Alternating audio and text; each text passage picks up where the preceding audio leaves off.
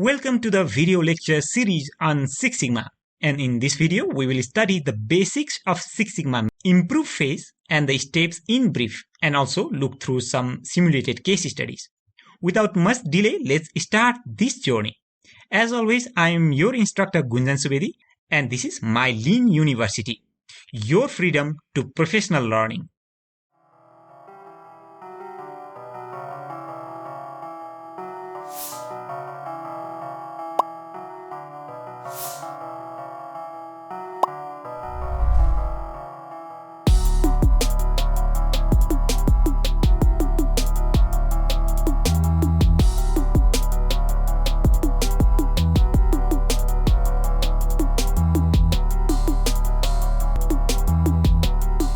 Before starting the topic, let me remind you that you can access the full course on Six Sigma through the link in the description.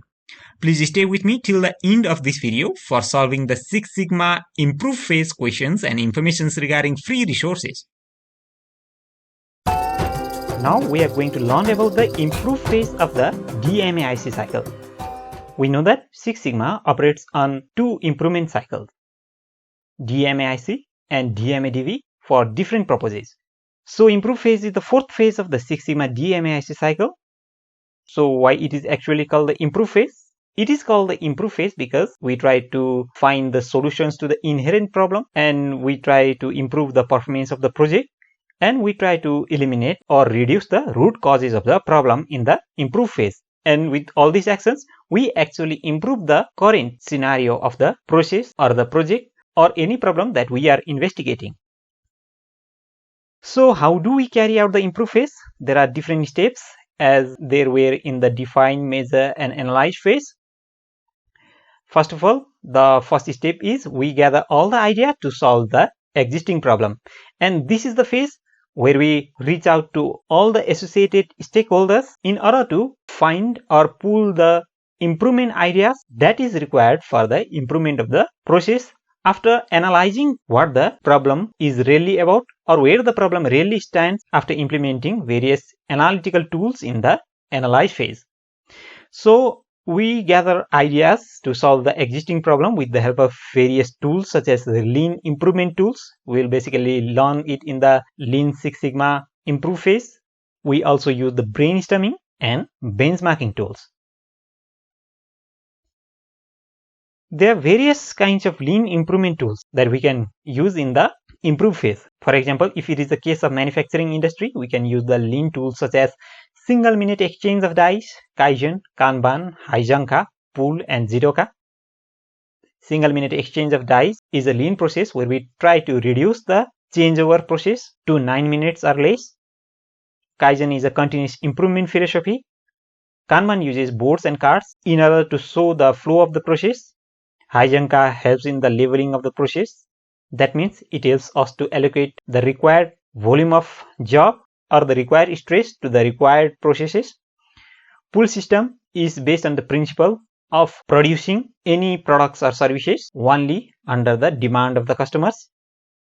And we can use the Jidoka, which also means the automation.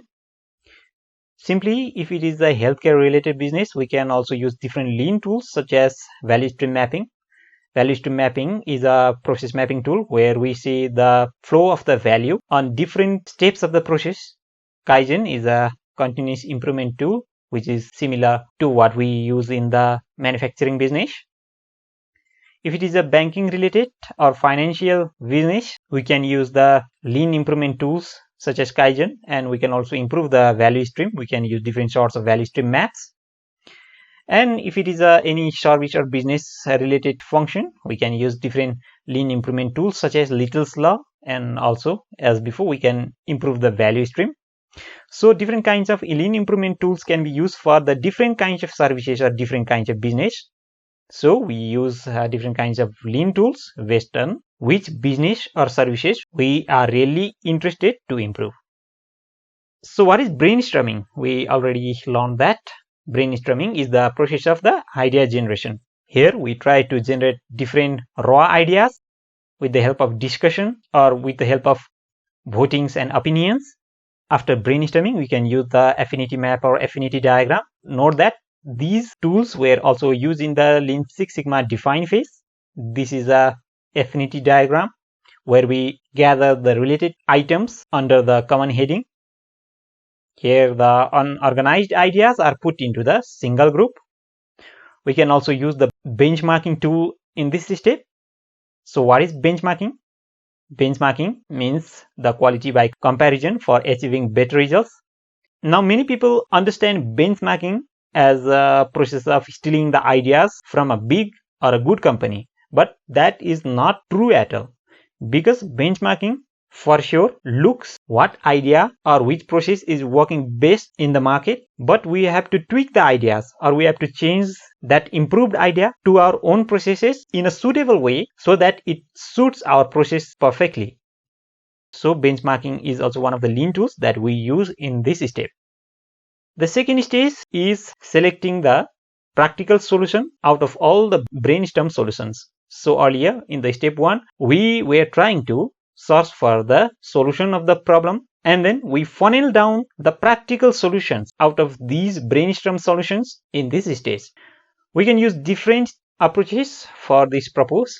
We can use the weighted matrix, impact effort matrix, decision matrix, which is also called the PUG matrix, and sometimes we can also use the different root cause analysis tools. We already learned about different root cause analysis tools in the analyze phase of the Six Sigma. This is an example of the impact effort matrix, where the impact of the proposed solution is drawn on the y-axis and the effort required to implement the solution is drawn on the x-axis. So we can see here that there are different impacts ranging from low impact to high impact, and different efforts required ranging from low effort to high effort, and there are different priorities. So if impact is high, even when we can put the low effort, we should give the first priority to that effort. Similarly, if the impact is high, we also need to put the higher effort, then we should go for the second priority. Those would be the major projects. And similarly, based on the impact and effort, we can select between the first, second, third, and the last priority. The second one is the weighted matrix. This is just an example of the weighted matrix. We give certain weight to different criteria that we are measuring. And suppose here the different suppliers are getting different weights. Supplier A is getting 2, supplier B is getting 1 for the quality, and so on. And we can sum down the product of weight and the point that different supplier gets and add that sum at the end. And that supplier which gets the highest total marks will be selected in this phase. This is an example of the modified weighted matrix. So we can also use this matrix in order to select between different solutions. Suppose if the solutions were selecting between supplier A, B, C, D, E, F, and Z, and so on, we can select which suppliers to choose based on this matrix. So how do you carry out the improve phase? What will be the third step? The third step is we will develop different processes and value stream maps with the improved solutions. For example, this is a value stream map where we are suggesting different suggestions. We are suggesting to look for 6 big losses in different process steps.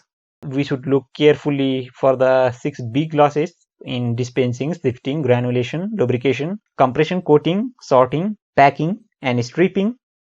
So these are the different approaches of the manufacture of the pill or medicine or a tablet. So we are suggesting if there is any one of the 6 big losses, we should look and revise this value stream so that we can reduce the defects.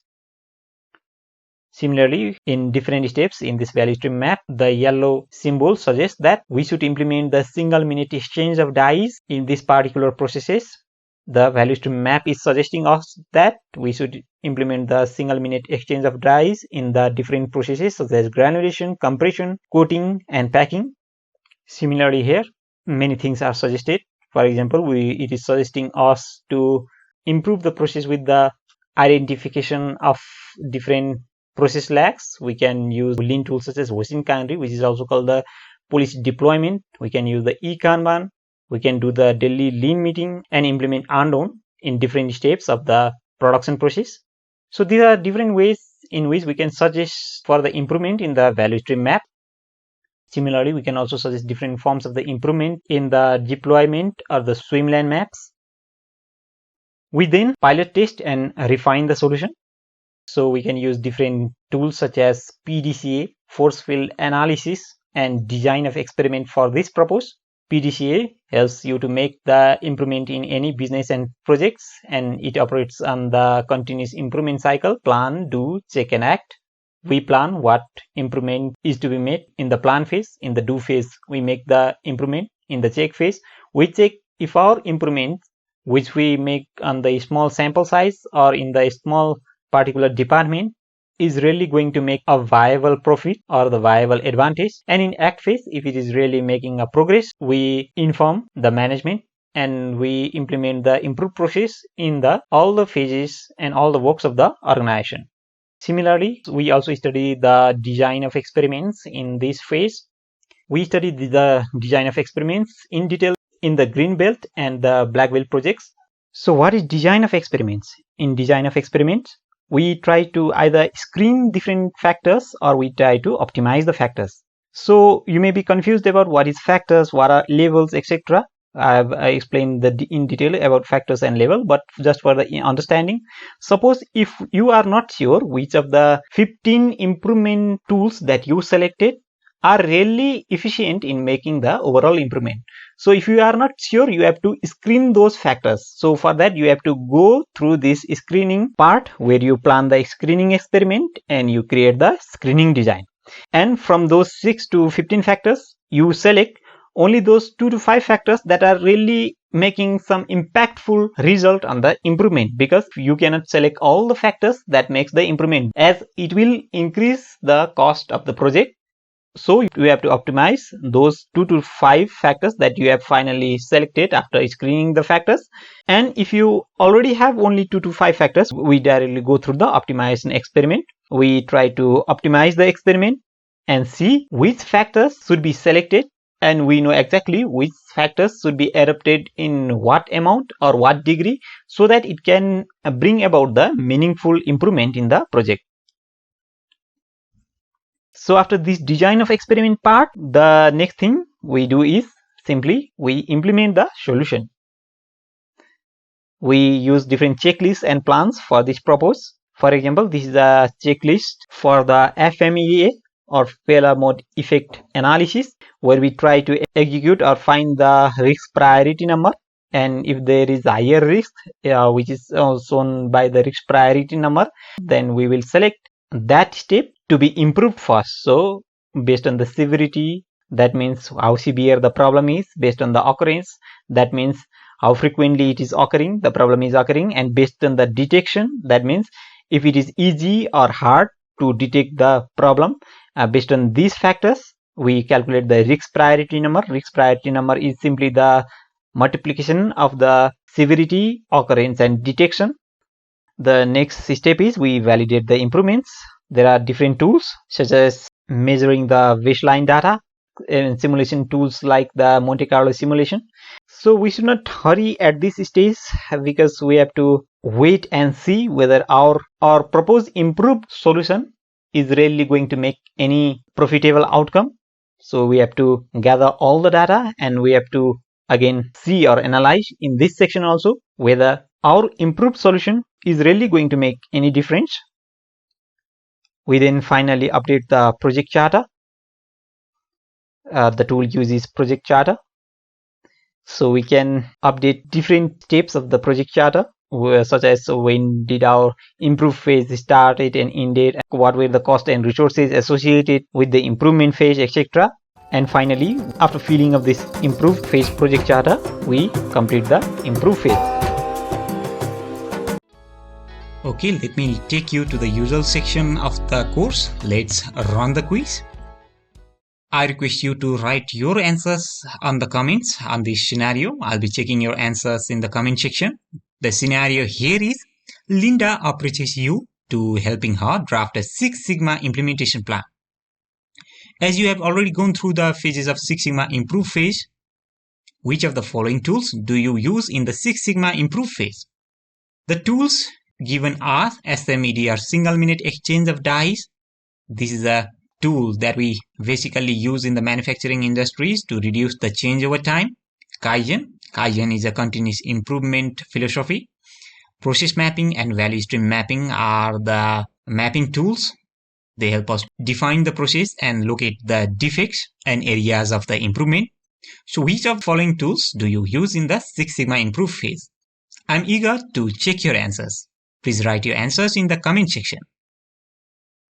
For more quizzes on Six Sigma and Six Sigma Improve phase and case studies, please do not forget to watch the next video on the Improve phase questions and answer and videos of other Six Sigma phases also.